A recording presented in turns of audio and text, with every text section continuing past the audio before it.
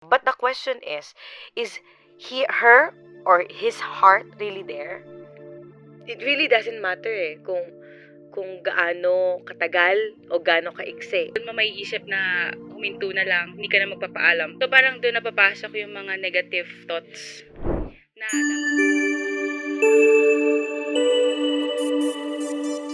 Alam mo na, naisip ko, parang sa atin as a Christian, na kahit yung ibang tao, parang nahihirapan tayong humindi. Kasi Yes. parang Mm. naging baka ito yung sabihin nila sa akin pag hindi ako. So, Mm. oo nala ako kahit labag na sa puso ko, Mm. labag na sa kalooban ko, kahit parang basta matapos tong isang bagay na to, parang Mhm. sige. Pero alam niyo po yun, kahit ako na nache-check ko yung sarili ko na parang kailangan talaga natin sabihin. Kung hindi talaga kaya, magsabi ng hindi talaga. Kasi minsan, yun yung nagiging reason kung bakit nababurnout talaga tayo Yes, ng malala. Kasi sa totoo lang, para masabi na lang sa mga tao, o sa mga leaders natin, para oo na lang sila na para wala na lang problema. Mm-mm. Pero sa totoo lang, sa loob nila, Mm. may nangyayari ng hindi maganda. Yeah. Saka parang parang wala na yung priority set. Mhm. Kasi, for example, student, di ba? Mostly karamihan student. Tapos, syempre may mga ginagawa din sila outside the church or the ministry itself. So, parang doon pumapasok yung hindi na nila ma-manage ng maayos. Dahil nga gusto nila. Parang, ang nangyayari, piniplease nila tong mga taong to para hindi lumayo yung loob ng mga taong yun sa kanila. Which is mali kasi, kumbaga, para lang wala na silang masabi. Yeah. Yung ganon. Yes. Para lang hindi sila ma-disappoint, para lang hindi sila, kumbaga, wala na silang, kumbaga, keber sa'yo. Mm. Okay na lang, gawin ko na lang to, sabihin ko na lang to kahit na hindi ko talaga gusto, Yes. o wag ko na lang gawin to kasi sabi nila. Mm. Alam mo, mostly ang nangyayari dyan, nagkakaroon ng, hindi lang burnout na sinabi ni Paul, nagkakaroon ng maraming misunderstanding. Yes. Na hindi na Mm. nalalabas yung genuity na kung ano talagang laman ng puso ng Puso nila. isang tao. Na parang, lahat ng yun, because of that, lahat ng oo natin, somehow, natatakpan yung totoong nararamdaman ng puso natin. Just because, I do believe, somehow, dahil siguro takot tayo sa rejection siguro ng iba, Yes. on the other hand, o takot din tayo na may masabi ang ibang tao Yeah. sa atin. And a lot of people, ewan ko maybe sa ating mga Pilipino, a lot of people are afraid with confrontation.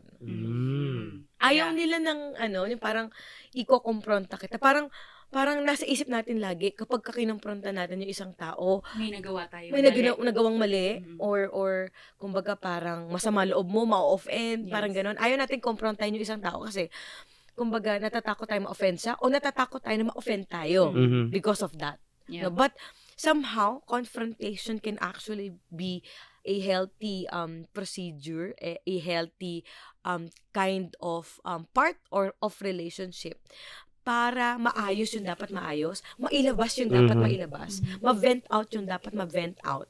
At malaman natin yung totoong palagay ng puso natin. Yes. And it can Transparency. build, Yeah, transparency. It can build a stronger relationship Yan. together. Yes. Right. Whether yan man ay sa church, yan man ay sa kaibigan mo, yan man ay sa pamilya mo, I think it's, kumbaga, kailangan na natin siyang mai-exercise sa atin, no, internally, if we want to grow, if we want peace in our hearts, yung makakatulog ka na alam mo payapa puso mo, wala kang any grudges in your heart, nasabi mo yung dapat mo sabihin. Nang hindi naman, of course, in the right way, Yes. there's always a right way of saying things, nang, alam mo, nasabi mo yung nilalaman ng puso mo, yung ganon. So, somehow, yan, can actually be a lesson sa atin to just say things, to say what we want, and to say what is inside our hearts. Yes. Yeah. But what if for example, close na close mo Mm-hmm. yung person na yun. Or for example, your leader, ganun. Tapos parang nasanay siya na ano bang term yun? Parang nasanay siya na Na malakas ka, o yung parang yung standard nandun.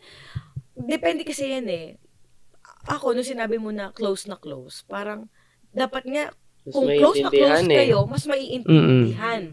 kung close na close kayo, hindi mo hahayaan na dumating yung araw na magpaplastikan na lang. Mm.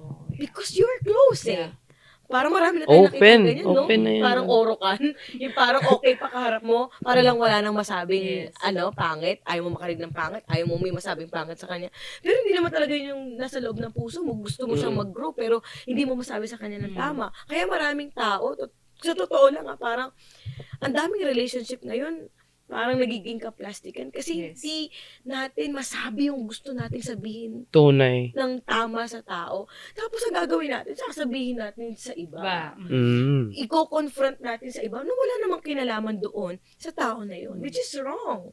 No, ang daming nasisirang relationship just because of we don't know how to confront people. Yeah. So, doon pa lang kahit pastor or mentor sa mentee, discipler sa disciple, we need to build that transparency that I can tell this to you because I love you. Yeah. You can tell this to me because I want to grow. I don't want you to tolerate me. I don't want you to spoil me, but I want to become a better version of myself. Uy, grabe. Kaya mo pa ba? Grabe, pangalawang questions pa lang. Yeah, but eto, yung third question natin, medyo ano din to, no? Medyo personal din.